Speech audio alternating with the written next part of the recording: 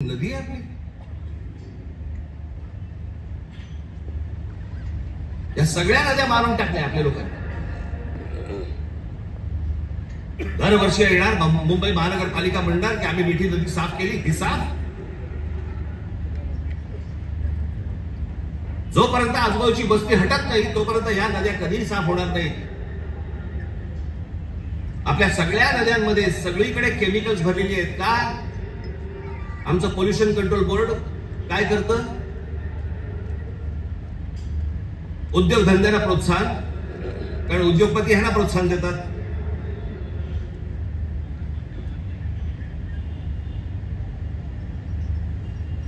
जे म्हणून आपल्याकडचे नैसर्गिक स्रोत आहेत आपण ते बंद करायचे आणि त्याच्यानंतर त्याच्यावरती बोलल्यानंतर तुमचा धर्म आडवा येणार.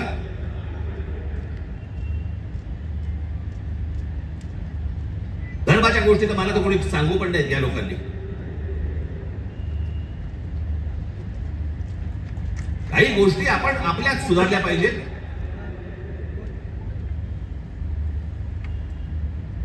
मी मागे हा एकदा विषय बोललो होतो. तो विषय बोलल्यानंतर मी एकदा नांदेडला होतो. नांदेडच्या गुरुद्वारामधले जे तिकडचे जे काय म्हणतात त्यांना, त्यांना काय म्हणतात मला माहिती नाही. आपल्या भाषेत सांगायचं म्हणजे काय, तिकडचे गुरुजी असतील.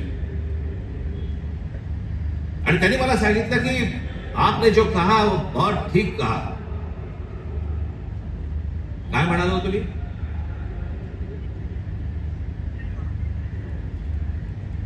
आमच्याकडे महानगरपालिका, जिल्हा परिषदा, ग्रामपंचायती, देशभर सगळ्या ठिकाणी आमच्याकडे काय भिंती रंगवल्या जातात, बोर्ड लावले जातात. झाडं जगवा, झाडं वाचवा.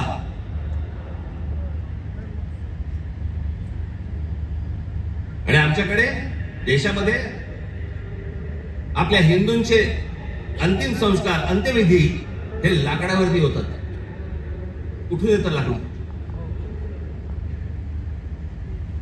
लाकूड येणार कुठून? या देशातील जंगलतोड झाल्याशिवाय लाकूड येणारच नाही.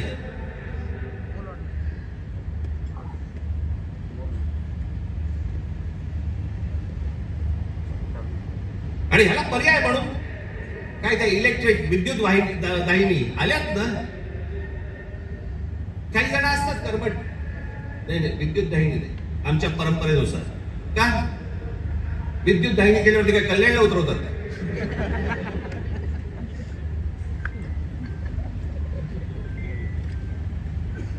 देशभर विद्युत दाहिन्या झाल्या पाहिजेत. त्या विद्युत दाहिन्या झाल्या तर लाकूड लागणार नाही. लाकूड लागणार नाही मग जंगल राहतील. आमचे पंतप्रधान नरेंद्र मोदी मागे एकदा जंगलात गेले होते फिरायला, म्हणत एका परदेशी माणसाबरोबर. म्हणजे आमच्या पंतप्रधानांना जंगलांची आवड आहे.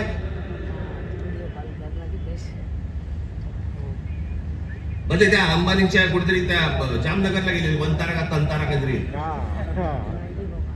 म्हणजे त्याला प्राण्यांची आवड आहे. मग प्राण्यांची आवड असेल तर जंगल जगवली पाहिजे. जंगल हे आपलं मुंबईचं नॅशनल पार्क आहे ना, हे नॅशनल पार्क संजय गांधी राष्ट्रीय उद्यान पवई पासून सुरू होतं, घोडबंदर पर्यंत तिकडे थांबतं. एवढं मोठं राष्ट्रीय एक काय नॅशनल पार्क एखाद्या शहराच्या मध्यात जगाच्या पाठीवर कुठेही नाही.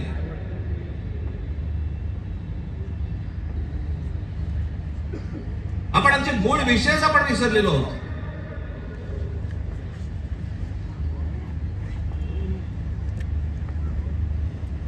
आमच्याकडे फक्त जंगलतोड सुरू आहे. म्हणजे आता मी तुम्हाला फक्त भारताचा जन्म मृत्यूचा आकडा फक्त सांगतो. जन्म मृत्यूचा आकडा म्हणजे लाकडं किती लागत असतील विचार करा, म्हणजे जंगल किती तोडली जात असतील याचा विचार करा.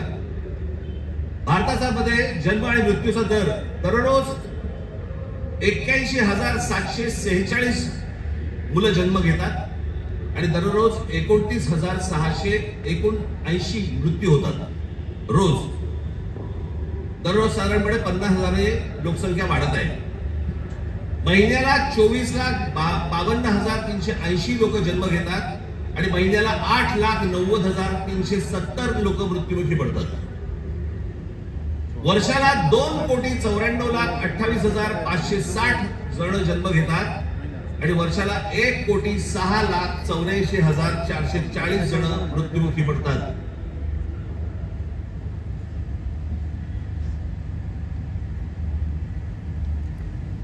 आपण एका बाजूने बोंबलायचं, आमच्याकडे दुष्काळ पडलाय, आमच्याकडे पाणी नाही. मराठवाड्यातल्या अनेक ठिकाणी 7-7 दिवस पाणी येत नाही. भारतामधल्या अनेक जिल्ह्यांमध्ये तिथे पाणी येत नाही. आम्ही पाणी येत नाही, सगळ्या गोष्टी होत नाही म्हणून बोंबलत बसायचं आणि आपणच ऱ्हास करायचा या गोष्टींचा. मूळ विषयांकडे आमचं लक्षच नाही. सगळे विषय भरकटवले जातात, सगळे विषय भरकटवले जातात. आमच्याकडे कोण येतो, आम्हाला पाय जंगलांची पडली नाही, पाण्याची पडली नाही, कशाची पडली नाही, आम्हाला पडली औरंगजेबाची. तो बसला एकटा द्राक्षकार आणि आम्ही भांडतोय.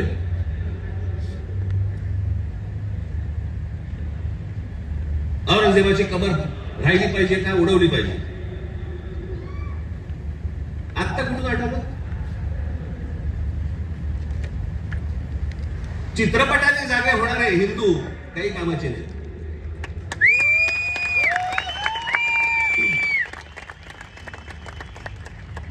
काही कामाचे नाही.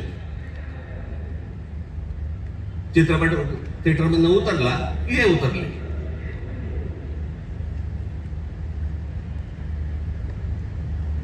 छत्रपती संभाजी महाराजांचं बलिदान तुम्हाला आत्ता कळलं विकी कौशल दिल्यावर?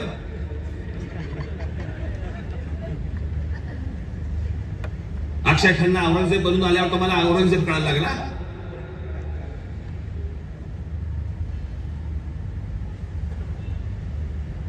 व्हॉट्सअप वरती इतिहास नाही वाचतायत. इतिहास वाचायचा असेल तर त्याच्यामध्ये पुस्तकामध्ये डोकं घालायला लागेल तुम्हाला.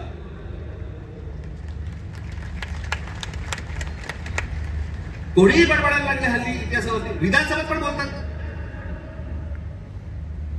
खरं तर त्यांचं काही काम नाही. औरंगजेबावरती बोलतात. माहिती तरी का औरंगजेब काय प्रकरण होतं?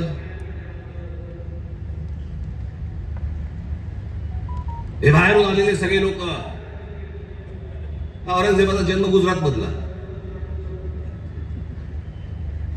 दाहोद नावाच्या गावामधला औरंगजेबाचा जन्म. आणि मग काय सोपं आहे इतिहासामधलं तुम्हाला जातीपातीमध्ये भिडवून द्यायला. यांना ब्राह्मणांनी साथ दिली, यांना मराठ्यांनी साथ दिली, मग तिकडे मराठी नव्हतेच, मग हे सगळं चोरून ब्राह्मणांनी केलं. हे सगळं बोलणाऱ्यांचा इतिहासाशी काही संबंध नाहीये. त्यांना फक्त राजकीय त्यांचं जे काही पोळी भाजून घ्यायची आहे तेवढंच फक्त काम आहे त्यांचं. त्यांना राम संभाजी महाराजांशी काही कर्तव्य आहे ना, औरंगजेबाशी काही कर्तव्य ना, कोणाशी काही कर्तव्य आहे. तुमची माती फक्त भडकवायची.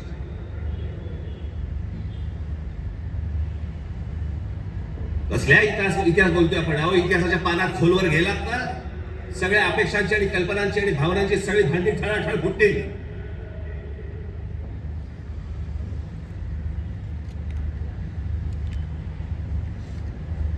या हिंद प्रांतामध्ये एक अत्यंत कडवट, एक प्रभावी असं एक स्वप्न ज्या व्यक्तीला पडलं त्या आमच्या जिजाऊ साहेब.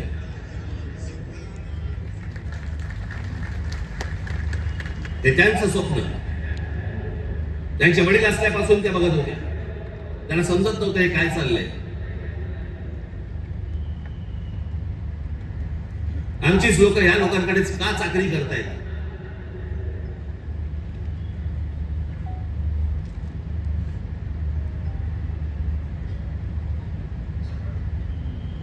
आणि छत्रपती शिवाजी महाराज म्हणजे या हिंद प्रांतावरती केलेला एक संस्कार आहे. तो एक चमत्कार आहे. ती एक विलक्षण घटना आहे.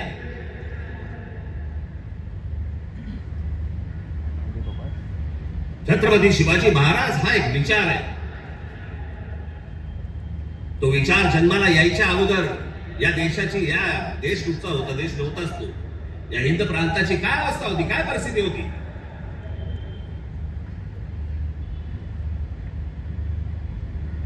सर्व जातीचे लोक कोणाला कोणाच्याकडे होतेच ना कामाला.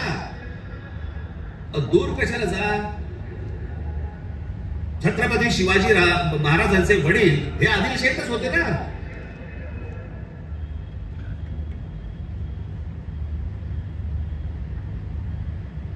त्याच्यानंतर ते निजामशाहीत गेले ना, तो काळ वेगळा होता, तिवाळची परिस्थिती वेगळी होती. त्यांनी का तसे निर्णय घेतले? जे कोणी महाराष्ट्रामधले सरंजामदार होते त्यांच्या विरोधाचाच लढा होता ना शिवाजी महाराजांचा. हे सरंजामदार कोण होते? त्याला जातीत का पाहताय तुम्ही?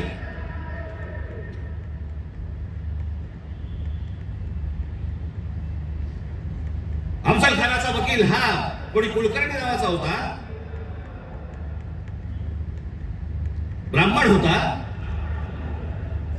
अफजल खानाची बोलणी करायला गेलेला छत्रपती शिवाजी महाराजांचा वकील देखील ब्राह्मणच होता.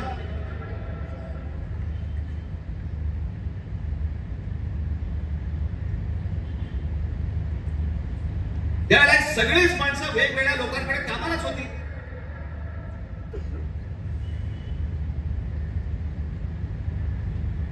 इतिहासातली प्रत्येक गोष्ट काही कागदावरती लिहिलेली नाहीये. त्यावेळेला त्या परिस्थितीत काय निर्णय घेतले असतील आपल्याला काय माहिती? 300-400 वर्षापूर्वीचा इतिहास, त्याच्यावरती आम्ही आज भांडतोय जातीत.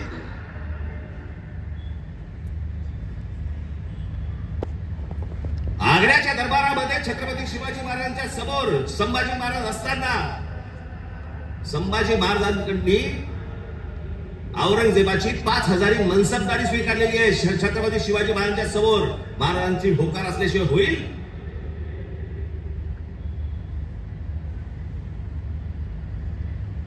पण आता दरबारात अडकलोय, स्वीकारल्याशिवाय पर्याय नाही. आता स्वीकारू, नंतर नंतर बघू. राजकारण असतं रे. परिस्थिती काय, त्या परिस्थितीमध्ये कोणते निर्णय घ्यावे लागतात, काय परिस्थिती असते, आपण पाळणार आहोत का नाही? कशा अंगाने इतिहास पाहायचा असतो हे आपण कधी बघणार आहोत की नाही?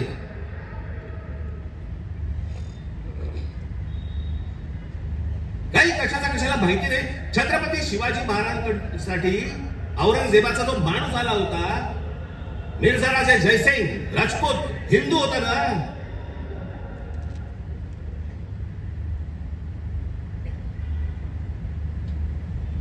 ज्या सिंहगडावरती आमच्या तानाजी मालुसरेंचा आज तिथे मृत्यू झाला, ते कोणाबरोबर लढाई झाला? उदयभान राठोड बरोबर ना. राजपूत होता ना, हिंदू होता ना. काय घेऊन बसलोय आपण?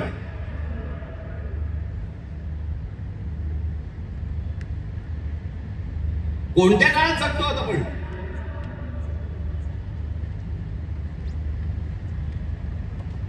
छत्रपती शिवाजी महाराजांच्या जन्माच्या अगोदरचा काळ वेगळा होता, नंतरचा काळ वेगळा आहे.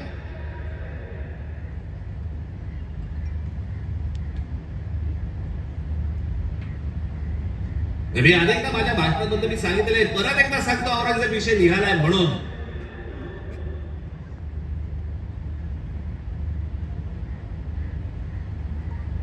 औरंगजेब बादशाह याचं राज्य कुठपासून कुठपर्यंत होतं? अफगाणिस्तान पासून दक्षिणेपर्यंत आणि इथे बंगालपर्यंत.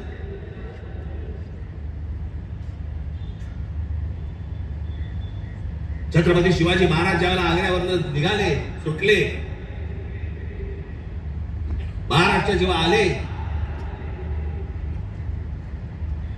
त्याच्यानंतर राज्याभिषेक झाला 74 साली आणि 1680 साली महाराजांचा मृत्यू झाला, निधन झालं त्यांचं. त्या दरम्यान औरंगजेबाचा एक पुत्र, मुलगा, महाराज गेल्यानंतर दक्षिणेत आलाय आणि औरंगजेबाच्या मुलाला शह म्हणजे राहायला जागा बरोबर घेतलं. हे संभाजीराजांनी घेतलंय. तो तिथून पळून आलाय. वाचा जरा इतिहास, वाचा जरा. औरंगजेब ज्या वेळेला आग्र्यावर निघालाय, महाराज गेले 1680 साली आणि औरंगजेब महाराष्ट्रामध्ये पोहोचलाय 1681 साली. 1681 ते 1707, 27 वर्ष तो महाराष्ट्रात लढत होता.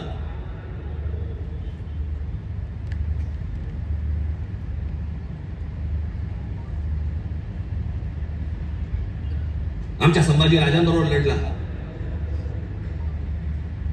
त्याला क्रूर पद्धतीने मारलं. राजा तुकाराम महाराज लढले, संताजी धनाजी लढले आणि आमच्या तारा राणी साहेब लढल्या.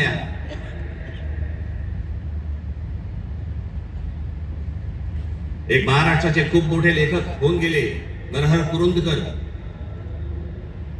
त्या कुरुंदकरांच्या एका पुस्तकामध्ये फार अप्रतिम वाक्य आहे की मराठे सर्व लढाया हरत होते पण औरंगजेब एकही लढाई जिंकू शकत नव्हता.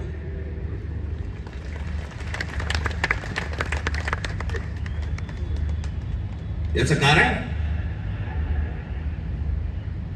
छत्रपती शिवाजी महाराजांचं निधन झाल्यावरती खरं तर औरंगजेबाने परत जायला पाहिजे होतं आग्र्याला. नाही, तो इथे का थांबला?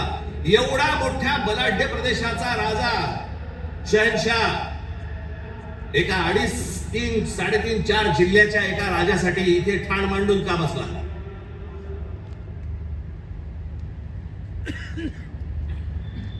त्याला माहिती होतं छत्रपती शिवाजी महाराजांचं निधन झालंय, मग का ठाण मांडून बसला होता?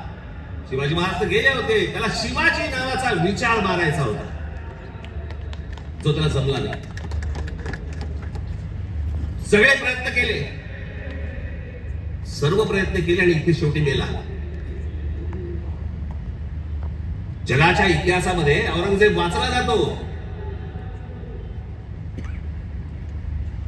अभ्यास केला जातो त्याचा, पण ज्या वेळेला त्याचा अभ्यास केला जातो त्यावेळेला जगभरातल्या लोकांना कळतं की तो काय करायला गेला होता आणि कसा मेला.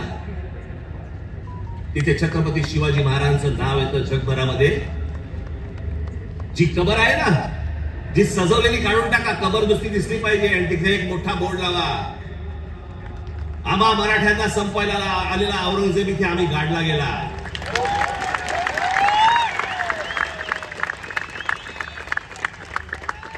हा आमचा इतिहास.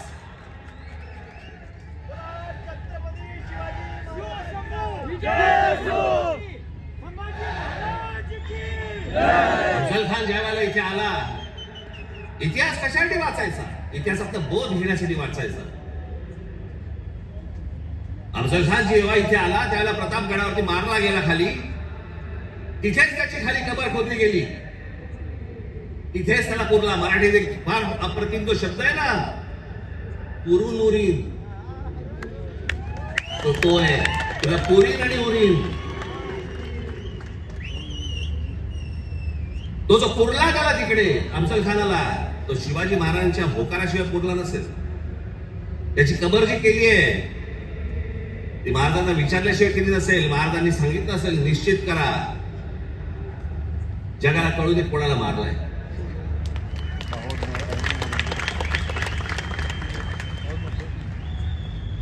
आपण ज्या मराठ्यांनी महाराष्ट्राने ज्याला ज्याला काढले त्यांची प्रतीक नेस्तनाबूत करून चालणार नाही, ती जगाला दाखवली पाहिजे आम्ही याला काढलंय.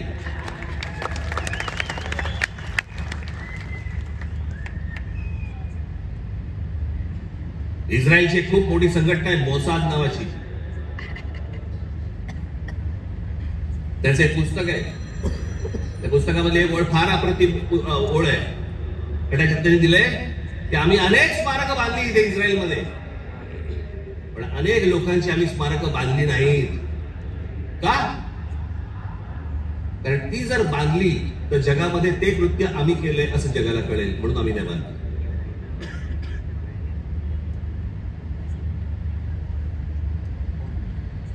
असा विचार ते करतात आणि आम्ही कोणाला काढले हे आम्ही जगाला दाखवायचं. खरं तर शाळेतल्या लहान लहान मुलांच्या तिकडे ट्रिप घेऊन गेलं पाहिजे, बसेस भरून घेऊन गेलं पाहिजेत आणि लहान मुलांना सांगितलं पाहिजे, बाळांनो महाराजांनी याला काढला, हा आपल्यावर आला होता, हा आपल्या धर्मावर उलटला होता, हा आमची मंदिरं पाडत होता, हा आमच्या बहिणीची वाबरून लुटत होता, याला आम्ही काढला. याच्या पुढच्या पिढ्यांना आम्ही काय इतिहास सांगणार आहोत?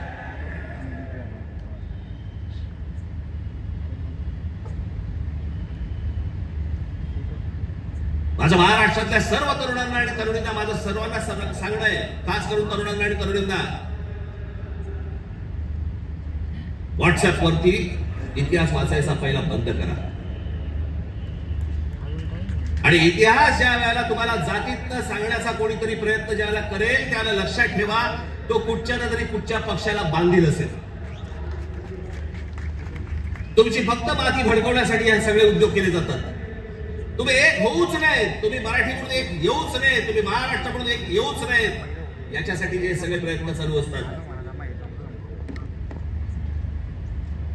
मुळात विषय वेगळे असतात आणि मग विषय हे असले विषय काढून तुम्हाला भरकटवलं जातं, वेगळीकडे दिलं जातं आणि आम्ही तिकडे बघतो आणि बाकीचे इकडे काम आटपून घेतात. मधल्यामध्ये अडाणींना जमीन पण मिळून जाते.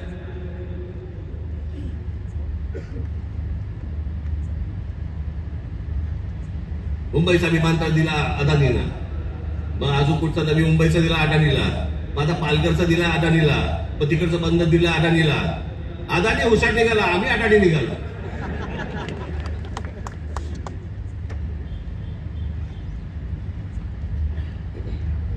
कित्येक गोष्टी आहेत ज्या विधानसभेमध्ये बोलल्या जाऊ नयेत. लाडकी बहीणचं काय झालं?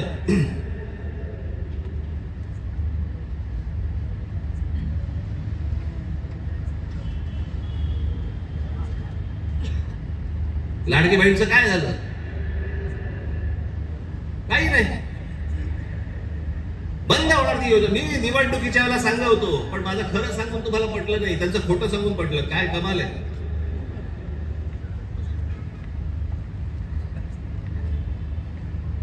ज्या महत्वाचे जे विषय आहेत त्या सगळ्या महत्वाच्या विषयांकडे आपण दुर्लक्ष करायचं आणि दुर्लक्ष करून आम्ही कुठे भरकटायचं, कुठे चालले. आता विधानसभेमध्ये चर्चा कशावरती? औरंगजेबावर.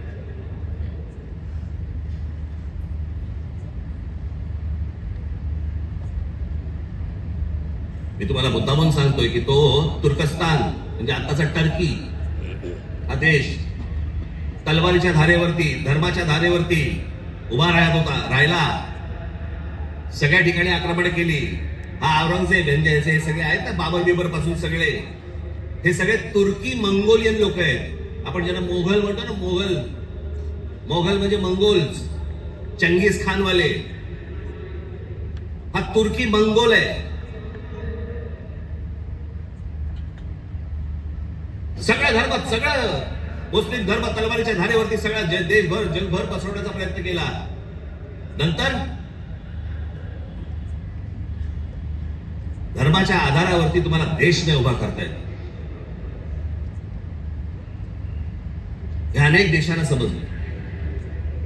त्यातला पहिला टर्की म्हणजे तुर्कस्तान. तिकडे 1922 साली त्यांच्या पंतप्रधान काय प्रेसिडेंट जो काय असतो तो, त्याच्यावरती केमाल पाशा नावाचा माणूस आला आणि केमाल पाशाने सगळं अख्खं तुर्कस्तानचं चित्र अख्खं पालटून टाकलं. 1938 साली मला वाटतं ते गेले. त्याच्यानंतर जी लोक आली तिथे इस्लाम आता म्हणण्यापुरता आहे तिथे, पण तो आता भाग दक्षिण युरोप म्हणतात त्याला, दक्षिण युरोप. तिकडची परिस्थिती, तिकडची अवस्था जर समजा तुम्ही बघितली, म्हणजे त्या सगळ्या ठिकाणी मशिदी आहेत, सगळ्या गोष्टी आहेत, पण तुम्हाला रस्त्यावरती धर्म दिसत नाही. कारण त्याच्या लक्षात आलं की धर्मामुळे देशाची प्रगती होणार नाही. त्याने काय काय प्रकार केले? केमाल पाशाने राज्यघटनेत तुर्कीला धर्मनिरपेक्ष राष्ट्र म्हणून घोषित केलं. इस्लामला राज्य धर्माचा दर्जा काढून टाकला. शरिया कायदे रद्द करून स्विस सिव्हिल कोडवर आधारित नवीन कायदा लागू केला. त्याच्यानंतर अरबी लिपीऐवजी लॅटिन लिपी स्वीकारली. फ्रेंच फेज टोपी त्यांची जी होती त्याच्यावर बंदी आणि पाश्चिमात्य पोशाखांना प्रोत्साहन दिलं. मशिदींमधील अरबी प्रार्थनांना तुर्की भाषेत बदललं. आता सध्याचे टर्कीचे सध्याचे अध्यक्ष एर्दोगन यांनी मवाळ इस्लाम स्वीकारला. सोडा, टर्कीला दरवर्षी टुरिझम म्हणून किती लोक भेट देतात? 5 कोटी लोक भेट देतात. वर्षाला साधारणपणे $400 बिलियन त्यांचं उत्पन्न होतं, निर्माण होतं. हे देश सगळे त्याच्यात बाहेर पडतायत आणि आम्ही धर्मांधतेकडे जातोय. धर्म प्रत्येकाने जोपासला पाहिजे उंबरठ्याच्या आत. आणि त्यांनी जर समजा बाकीच्यांनी जर समजा धर्म रस्त्यावरती आणला तर मग काय आम्ही बुलडोजर फिरू? मी ज्यावेळेला सांगितलं होतं हे सगळे लाऊडस्पीकर बंद करा मशिदींवरचे, ऐकलं नाही. माझ्या 17,000 महाराष्ट्र सैनिकांवरती केसेस टाकल्या. आणि आता परवा दिवशी आमच्या महाराष्ट्र राज्याचे मुख्यमंत्री देवेंद्र फडणवीस म्हणतात की आम्ही त्यांना सांगितलेलं आहे रात्री 10 ते सकाळी 6 भोंगे वाजणार नाहीत. अहो तेव्हा वाजतच नाहीत.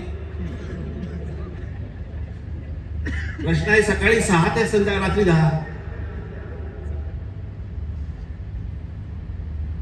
या लाऊडस्पीकरचा, सततच्या लाऊडस्पीकरचा लोकांना त्रास होतो. तुमचे काही सण बिण असतील तर आपण समजू शकतो,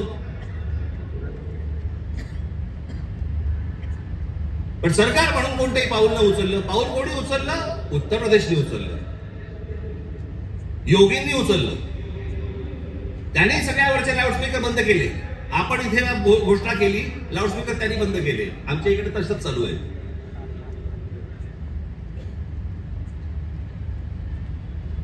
हे इकडे माहीमला इथे समुद्रावरती जे काहीतरी काय करतात ते मजार बोलल्यावरती रात्रीच्या रात्री काढून टाकली गेली. आतमध्ये काय? आतमध्ये पोकळ काहीच नव्हतं. ही सगळे अनधिकृत बांधकामं, या अनधिकृत बस्त्या ज्या काय आता झालेल्या आहेत आपल्याकडे, हे सगळे इथे कॉम्बिंग ऑपरेशन्स केली पाहिजेत. अहो आपण मूळ विषय सगळे जे आहेत ना, जे रोजगाराचे आहेत, जे शेतीचे आहेत, जे कामगारांचे आहेत, जे विद्यार्थ्यांचे आहेत, जे शिक्षणाचे आहेत, सगळे बाजूला काढतोय आपण आणि भलत्या गोष्टींमध्ये आपण रमतोय. भलत्याच गोष्टींमध्ये.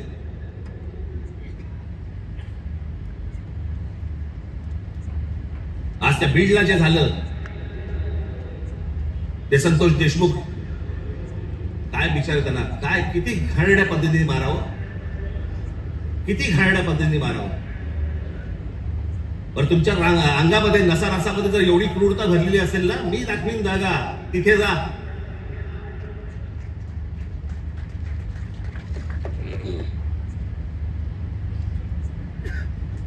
पण हे सगळं झालं कशात ना? त्या विंडमिल, तिकडची ऍश,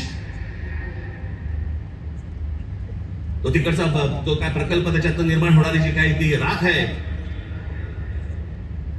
म्हणजे मी आजपर्यंत ऐकलं होतं की राखेबद्दल फिनिक्स पक्षी उभारी घेतो. आमच्या बीडमध्ये राखेतनं गुंड तयार होतात. विषय होता पैशाचा. जी काय वाल्मिक कराड आणि जी काय नावं येत आहेत त्यांची, हे सगळ्या खंडण्या. या संतोष देशमुखने त्याला विरोध केला. उद्या तिथे संतोष देशमुख नसता, दुसरा कोणी असता तरी त्यांनी हेच केलं असतं. विषय होता पैशांचा, विषय होता खंडणीचा, विरोध होता खंडणीला विरोध करणाऱ्यांचा. आम्ही लेबला काय लावली? वंजाराने मराठ्याला मारलं. त्याच्यात वंजारांचा काय संबंध आणि मराठ्यांचा काय संबंध? कशात गुंतून पडतोय आपण? पण तुम्हाला गुंतवलं जातंय. हे राजकीय पक्ष तुम्हाला गुंतवतायत त्याच्यामध्ये गुंतून राहा. आमच्या मुलांच्या शिक्षणाचा विचार करू नका, विषय आणू नका. आमच्याकडे रोज शेतकरी आत्महत्या करतायत. आता दिवसाला 7 आत्महत्या होतात दिवसाला शेतकऱ्यांच्या. पाहू नका. आमच्याकडे रोजगार निर्माण होत नाहीये, लक्ष देऊ नका त्याच्याकडे. असंख्य मुलं आणि मुली मराठवाडा सोडून पुण्याकडे येत आहेत. दुर्लक्ष करा त्या गोष्टींकडे. आम्ही कशात अडकवलंय त्यांना? सगळ्यांना जातीपातीमध्ये अडकवलेलं आहे. कोणी जातीचं भलं केलेलं नाहीये आणि कोणी जातीच्या माणसाचं भलं केलेलं नाहीये. या महाराष्ट्रामध्ये संयुक्त महाराष्ट्र झाल्यानंतर गेली इतकी वर्ष या महाराष्ट्राच्या सत्तेमध्ये जास्तीत जास्त आमदार आणि जास्तीत जास्त मंत्री आणि जास्तीत जास्त मुख्यमंत्री मराठा समाजाचे होते. मग मराठा समाजाला आरक्षण का मागावं लागतं? काय केलं या आमदारांनी आणि काय केलं या मंत्र्यांनी आणि काय केलं मुख्यमंत्र्यांनी?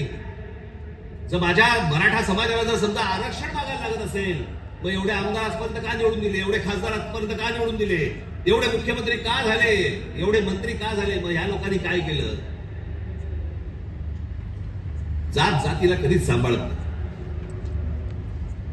हे फक्त निवडणुकांमध्ये फक्त तुमची मतं घेण्यासाठी म्हणून फक्त जातीचा वापर करतात. याच्यानंतर काही होणार नाही. निवडणुकीच्या तोंडावरती तुम्हाला सांगितलं होतं शेतकऱ्यांना कर्जमाफी करू म्हणून सांगितलं होतं ना.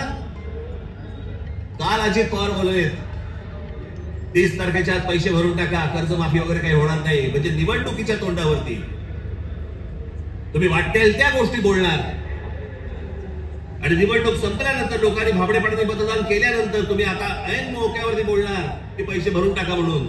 अरे वा. महाराष्ट्रातल्या जनतेला मला हे विचारायचंय की इतक्या भाबडेपणाने तुम्ही मतदान करता तरी कसे. ही लाडकी बहीण योजना, या लाडक्या बहीण योजनेची आता काहीतरी 2100 कोटी काहीतरी करणार म्हणे. 2100 कोटी केलं तर साधारणपणे वर्षाला महाराष्ट्र सरकारवरती 63,000 कोटीचं कर्ज होईल.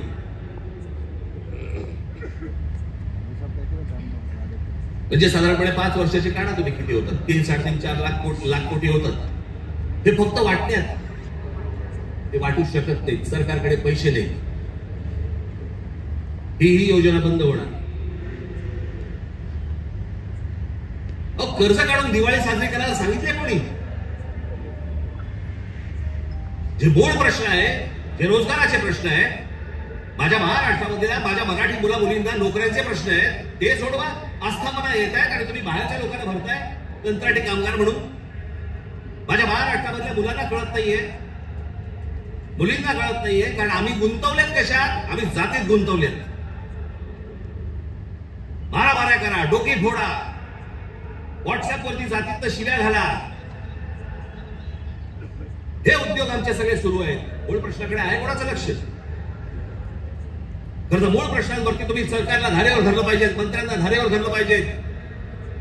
निवडणुकीच्या तोंडावरती ज्या ज्या प्रकारची तुम्हाला आश्वासन दिली त्या गोष्टी तुम्ही विचारल्या पाहिजेत.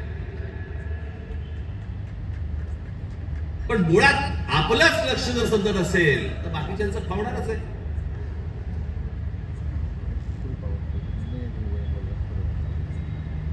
तुम्ही सगळे या जातीपातीचे सगळे भेद गाडून तुम्ही एक मराठी म्हणून उभे राहायला पाहिजेत. बाकीच्या राज्यांमध्ये बघा, तामिळनाडू बघा, तामिळनाडूमध्ये हिंदी आणतायत नाही म्हणून त्यांनी सांगितलं येऊ देणार नाही. केरळामध्ये येऊ देणार नाही. आम्हीच लोटांगण घालतो. आम्हाला समजत नाही आम्ही काय करायचंय. मी इतका भांबावलेला मराठी माणूस आजपर्यंत कधी बघितलेला नाहीये. मी इतका राजकारणाचा झालेला चिखल देखील मी आजपर्यंत पाहिलेला नाहीये. कोणत्याच गोष्टींचं आम्हाला गांभीर्य उरलेलं नाहीये. सगळेजण त्या इंस्टाग्रामवरती चालू आहेत.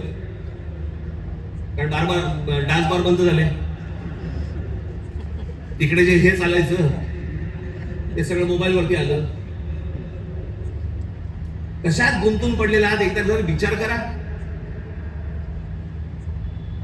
हे ज्या गोष्टी बोलतात, ज्या गोष्टी सांगतात, खरं तर माझं मत आहे, आता झाला निवडणुका संपल्या, शिमगा झालेला आहे, होळी संपलेली आहे.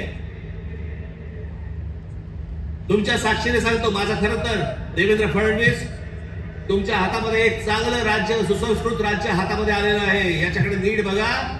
चांगल्या पद्धतीने मराठी माणसाकडे पाहणार असाल तर आमचा तुम्हाला पाठिंबा निश्चित राहील. प्रत्येक गोष्ट आमची ऐकून करा.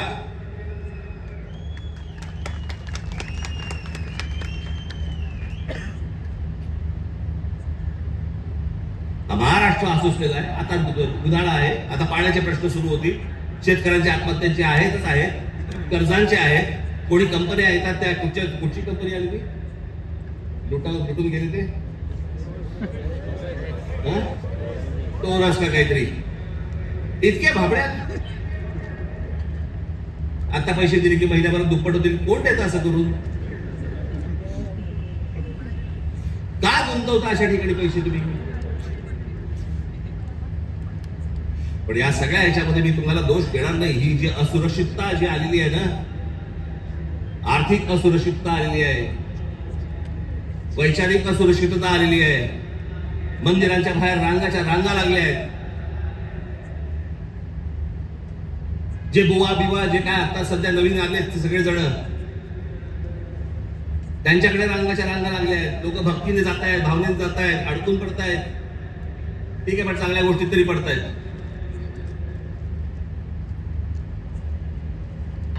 आज चहूबाजूने महाराष्ट्राला सर्व बाजूनी विळखा पडतोय. मराठी माणसाला विळखा पडतोय. हा विळखा तुम्ही ओळखला पाहिजे. मराठी भाषेला विळखा पडतोय. आमच्या महाराष्ट्रामध्ये मुंबईमध्ये आम्हाला सांगता, इकडच्या आस्थापनांमध्ये आम्ही मराठी बोलला नाही आता तो क्या हुआ, कानफट इथंच बसणार.